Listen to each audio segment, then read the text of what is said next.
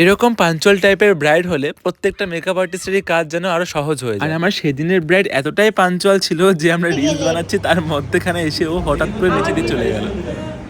এই যে এরকম দেখো চোখগুলা, এরকম আমি পারি না। না না দেখাও না, আমি দেখাই, ওই যে দেখাও না তাকাও বলে ছড়িয়ে দিছে। ভিডিওটা যে দেখবে সবাই আসবে।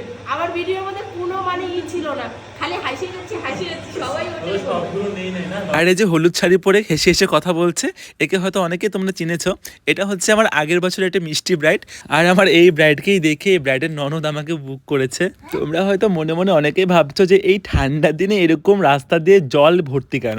আসলে আমার এই ব্রাইডটা ঠান্ডার সিজনের না, এই ব্রাইডটা ছিল আমার সামারের। আর তোমরা জানো আমার প্রায় ভিডিওগুলো একটু আমি লেট করে আপলোড করি, যেহেতু আমার ভিডিওগুলো আমাকে নিজে এডিটিং করতে হয় তাই একটু সময় লেগে যায়, তাই তোমরা একটু অ্যাডজাস্ট করে নিও। তো সেই বিভৎস গরমে আমি চলে গিয়েছিলাম 3 মাইল আমার ব্রাইডের লোকেশনে।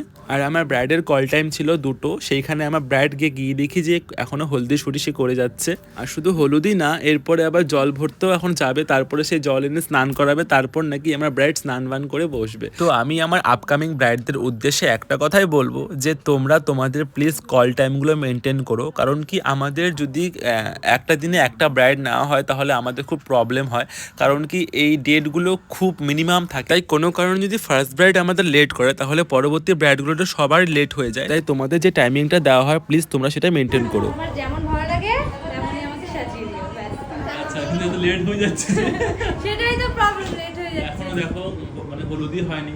এরপরে তোমরা স্নান করা যদি আশা করো তাহলে রাত্রে 2টো বেজে যাবে। না না অতটাও লেট হবে না, আশা করি তাড়াতাড়ি হয়ে যাবে। এই যে তোমার খুব সুন্দর লাগতেছে আজকে বলো। দেখলে তো আমার পাঞ্চল ব্রাইডের হাসি। ওর উপরে কোনো মেকআপ আর্টিস্ট কি রাগ করে থাকতে পারে?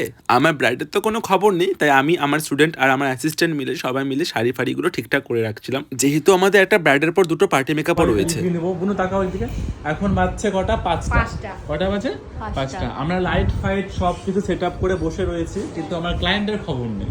ওই যে দরজা পুরো ফাঁকা রয়েছে, ক্লায়েন্টের কোনো খবর নেই। তো আমরা এখন কি করব? অপেক্ষা করব। আমরা অপেক্ষা তো সেই 3.5 ঘন্টা ধরে করছি। এই তো আর 2 মিনিট আর হয়ে গেছে 3 ঘন্টা ধরে। তারপরে ব্লাউজ আর ছায়াটা পরে আসো, বুঝছো? অ্যাট লাস্ট 3 ঘন্টা ওয়েট করানোর পর আমার ক্লায়েন্ট এসে বসলো। আর এখানে দেখতেই পারছো আমরা দশভুজা দেবী দুর্গা হয়ে গেছি।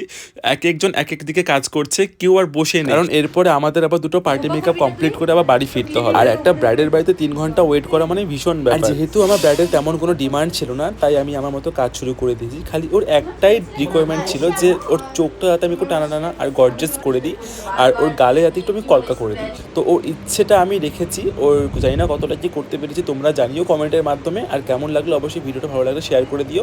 ঠিক করেছো তো? আর পেছন থেকে আমার পার্টি মেকআপের ক্লায়েন্ট আমাকে তাড়া দিচ্ছে, বলছে তাড়াতাড়ি করো, কারণ অনেকটা লেট হয়ে গেছে। তো ওর ফাইনাল লুকটা এখন ওকে আমি দেখাবো। ওর কেমন লাগলো ওর কাছ থেকে শুনে নিই, চলো। কেমন হয়েছে? ভালো, খুবই ভালো। খুবই ভালো হয়েছে।